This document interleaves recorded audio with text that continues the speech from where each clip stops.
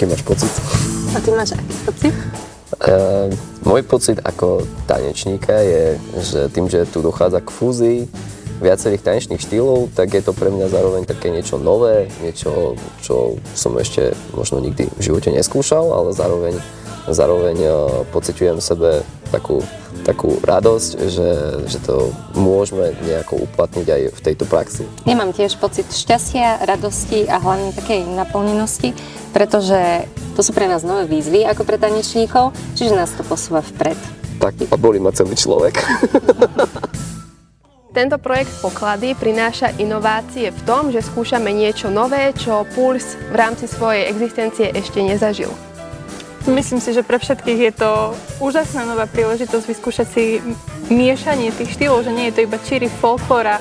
Ja to beriem ako obrovskú príležitosť aj pre seba, lebo kde inde by to človek mohol takto skúsiť takú všeho chuť. Teraz ako sme začali spájať sa všetky zložky, hudobná, tanečná, spevácka, tak to začína dávať taký ten celkový obraz a myslím si, že ako celok to bude perfektný výsledok. Určite má z toho každý taký nový pocit, novú motiváciu, keď to počujete ako tanečník už aj s tou hudbou naživo, nielen také tie nahrávky predtým, tak je to pre vás niečo úplne iné. Máte naozaj s takou inou emóciou do toho idete a myslím si, že keď potom budeme stať na tom javisku, tak to bude naozaj úžasné pre všetkých zúčastnených.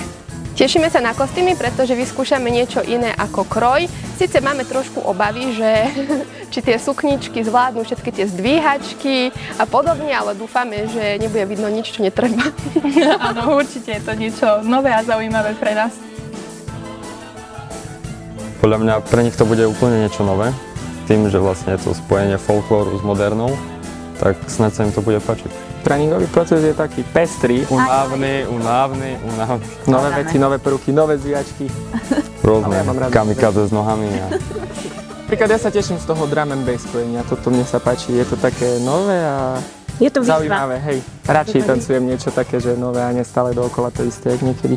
Ste dva štýle, musíš rozmýšľať, že ideš ľudovku a potom strip prehodiť. A ideš napríklad proste drum and bass.